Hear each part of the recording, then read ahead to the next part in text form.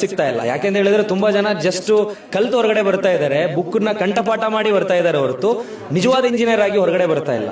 ಆ ಸ್ಕಿಲ್ ಕೊರತೆ ಇರೋ ಕಾರಣ ಅವರಿಗೆ ಆ ಒಂದು ಅರ್ಹತೆಗೆ ತಕ್ಕನಾಗಿರುವಂತ ಕೆಲಸ ಇವತ್ತು ಸಿಗ್ತಾ ಇಲ್ಲ. Applied knowledge is power, knowledge is power ಅಲ್ಲ. ಸೊ ಅದರಲ್ಲಿ ವೇದಗಳ ಬಗ್ಗೆ ಮಾತಾಡೋದಾದ್ರೆ ವಿದ್ಯಾ ದದಾತಿ ವಿನಯ ದದಾತಿ ಪಾತ್ರತಂ ಪಾತ್ರತೋ ದ್ರೌಪ್ನೋತಿ ಧನಾಧರ್ಮಂ ತತಸ್ತುಕಂ ಅಂತ ಇದೆ. ಸೊ ಇದರ ಅರ್ಥ ಏನಂತ ಹೇಳಿದ್ರೆ ನಾವು ಕಲ್ತಿರುವಂತ ವಿದ್ಯೆಯನ್ನ ಅಪ್ಲೈ ಮಾಡೋದಾಗಿರುತ್ತೆ ನಿಜವಾದ ಪವರ್. ತುಂಬಾ ಜನ ಕಲ್ತು ಬರ್ತಾರೆ ಬಟ್ ಅದನ್ನ ಅಪ್ಲೈ ಮಾಡಲ್ಲ.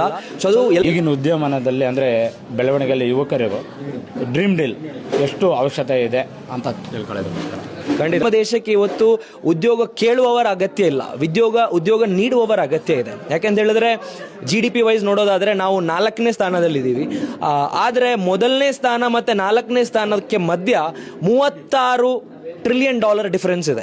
ಅಂದ್ರೆ ಹತ್ತತ್ರ 8-9 ಪಟ್ಟು ನಾವು ಡಿಫರೆನ್ಸ್ ಅಲ್ಲಿ ಇದ್ದೀವಿ. ಸೊ ಅದನ್ನ ನಾವು ಫಿಲ್ ಮಾಡ್ಬೇಕಂದ್ರೆ ಇವತ್ತು ನಮ್ಮ ದೇಶದಲ್ಲಿ ಅನಾಲಿಸಿಸ್ ಹೇಳುತ್ತೆ 65% 35 ವರ್ಷಕ್ಕಿಂತ ಕೆಳಗಡೆ ಇರುವಂತವ್ರು ನಮ್ಮ ದೇಶದಲ್ಲಿ ಇದ್ದಾರೆ ಅಂತ.